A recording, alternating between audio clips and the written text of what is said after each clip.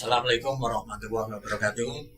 Kami dari Komisi Penanggulangan AIDS Kota Administrasi Jakarta Barat pada hari ini kita bertemu semua kepada Bapak dan Ibu sekalian adalah dalam rangka memperingati Hari AIDS Sedunia yang jatuh pada tanggal 1 Desember, yang mana nanti 1 Desember tahun 2023 ini adalah Hari AIDS Dunia yang diperingati oleh seluruh masyarakat dunia dan bahkan Indonesia. Kami dari Jakarta Barat pada hari ini kami bertemu dengan dua orang narasumber, yaitu yang di sebelah kanan saya ini adalah Mbak Nita namanya, ini adalah dari Yayasan Kusuma Buana, yaitu YKB. Ya. Assalamualaikum Mbak Nita. Waalaikumsalam. Dan juga sebelah kiri saya ini adalah Mbak Santi, ini dari Yayasan Aura Buana. Ya, Mbak Santi, Assalamualaikum Mbak Santi. Jadi dalam rangka memperingati Hari AIDS Dunia, kami bertemu berdua dengan narasumber. Tidak lain adalah kita akan membicarakan tentang stigma dan diskriminasi terhadap orang dengan HIV/AIDS.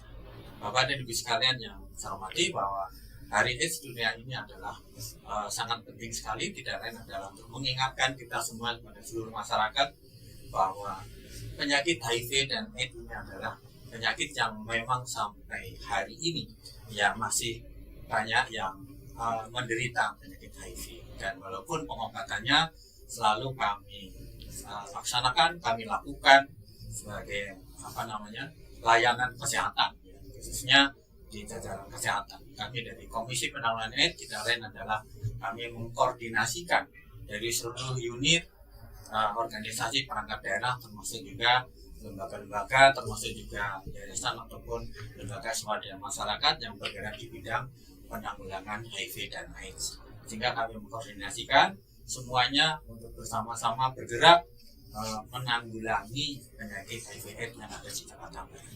Dan perlu diketahui oleh Bapak dan Ibu sekalian bahwa di Jakarta Barat dari jumlah penduduk kurang lebih 2,5 juta, ini di Jakarta Barat pada tahun 2022 yang terkena penyakit HIV/AIDS itu adalah jumlah 14.723 orang. Ya. Sedangkan yang meninggal pada saat itu tahun 2022 itu 277 orang. Nah, dari 14.723 orang ini yang berobat itu hanya 5.996. Sehingga walaupun sudah kena penyakit, namun masih ada juga yang tidak berobat. Sehingga ini menjadi perhatian bagi kita semuanya untuk mengenai penyakit HIV/AIDS. Sedangkan pada tahun 2023 ini sampai dengan bulan September itu dari yang terkena HIV itu adalah sebanyak 15.263, itu sekarang yang berobat masih ada 5.880. Sehingga ini menjadi perhatian kita untuk penanggulangan HIV di Jakarta. Nah, ini kita sekarang sudah bersama-sama dengan narasumber. Yang pertama adalah Mbak Nita, yang kedua adalah Mbak Santi. Nah, sekarang kami ditujukan kepada Mbak Nita dulu dari YKB. Menurut Mbak Nita, ini kan penyakit HIV ini kan seolah masyarakat ini takut ya.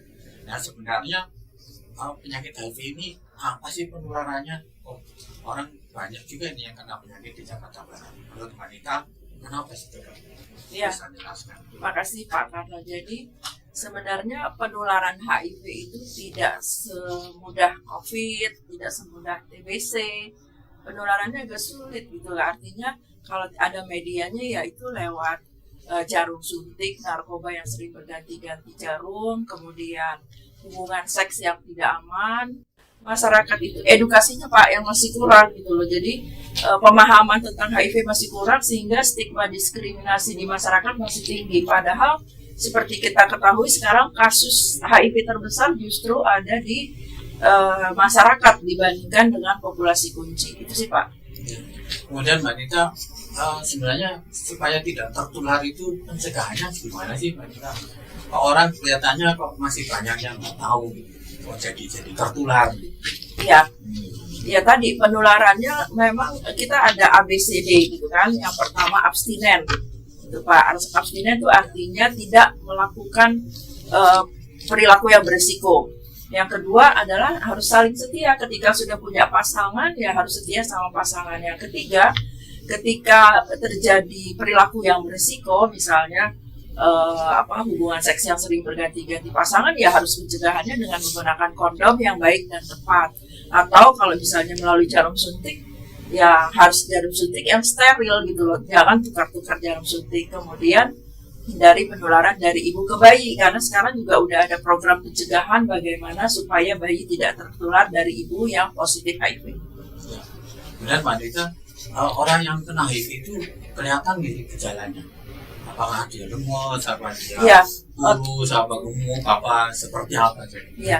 Tadi pas tambah satu lagi edukasi Pak, yang kelima lupa tuh ya. Pencegahannya harus banyak menerima edukasi. Kemudian orang HIV itu tidak bisa terlihat, artinya hanya tes HIV yang bisa menentukan bahwa orang itu HIV atau tidak. Karena orang HIV sama seperti kita semua, sama seperti kita kalau kita ngaca itulah orang HIV. Artinya tidak ada tanda-tanda atau gejala, kecuali kalau dia tes HIV dan dinyatakan positif. Ya. Nah, kita beralih sekarang ke Mbak Santi, ya. Mbak Santi dari Aura Buana ya. Mbak Santi ya, dari komunitas Aura Buana. Jadi orang yang kena HIV itu kan di masyarakat seolah-olah ada diskriminasi, distigma atau dikucilkan. Sebenarnya kenapa kok seperti itu? Sebelumnya saya perkenalkan diri dulu, nama saya Santi. Saya HIV positif dari tahun 2007 dan saya mungkin stigma dan diskriminasi itu terjadi pada saat awal-awal karena kurangnya pengetahuan cara mengedukasi kepada masyarakat bahwa HIV itu tidak mudah menularkan seperti melalui yang masyarakat awam itu ketakutan dengan berdekatan dari hembusan angin, hembusan nafas itu bisa menularkan HIV gitu.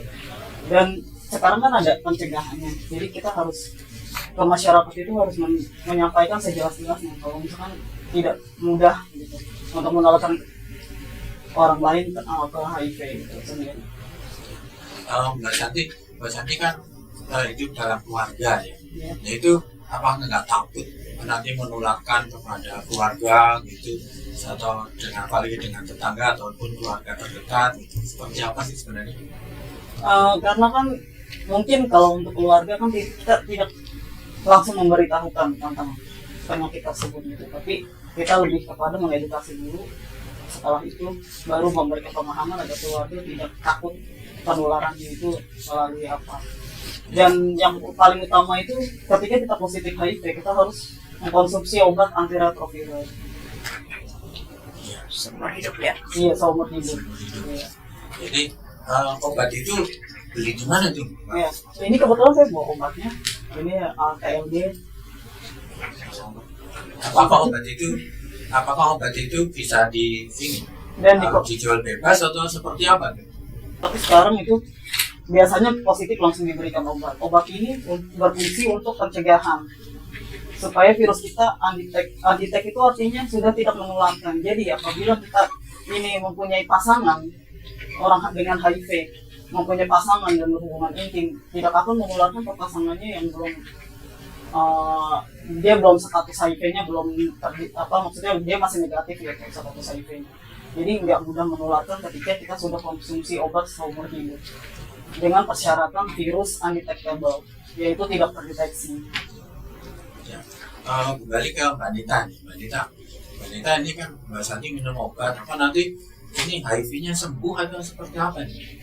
Atau seperti apa coba bisa jelaskan? Ya, obat penyembuh atau obat penguat?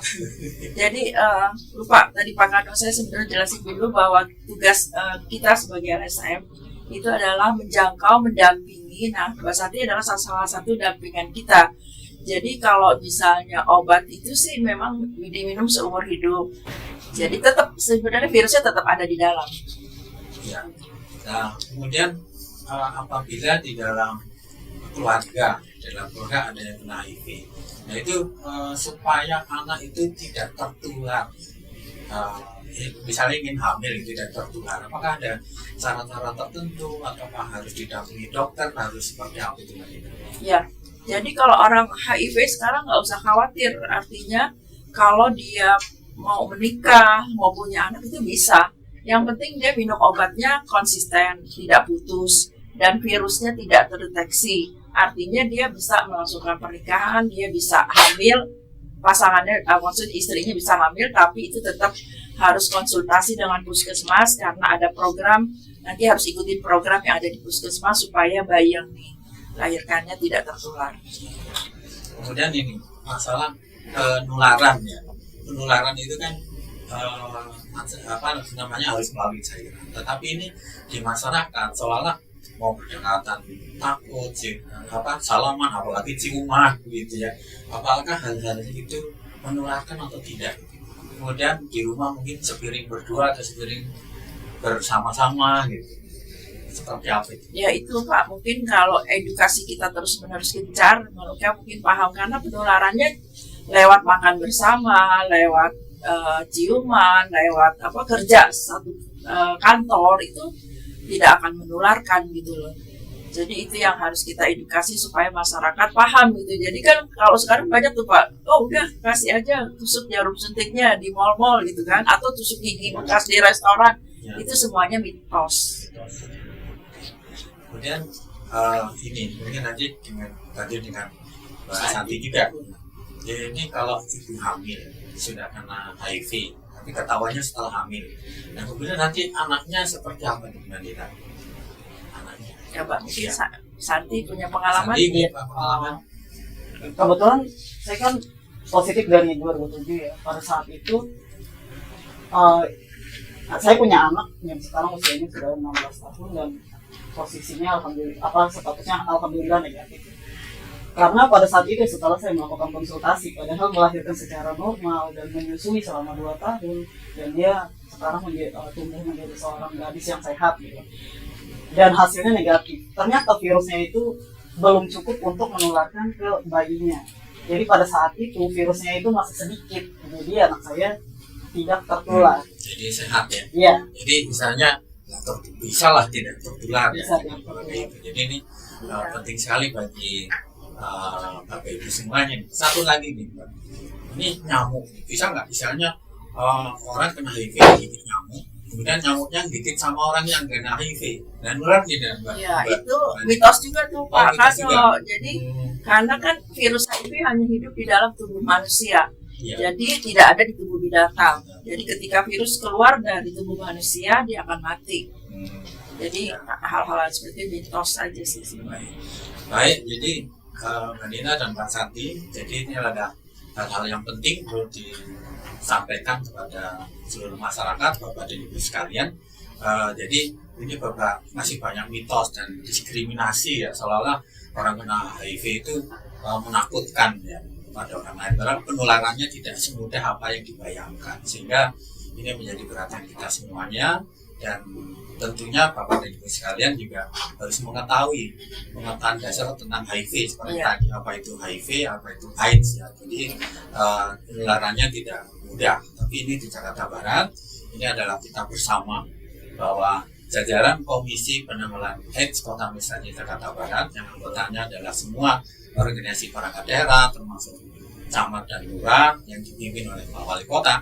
Tentunya ini adalah menjadi perhatian untuk bersama-sama mensosialisasikan dalam rangka penanggulangan HIV/AIDS di Jakarta Barat.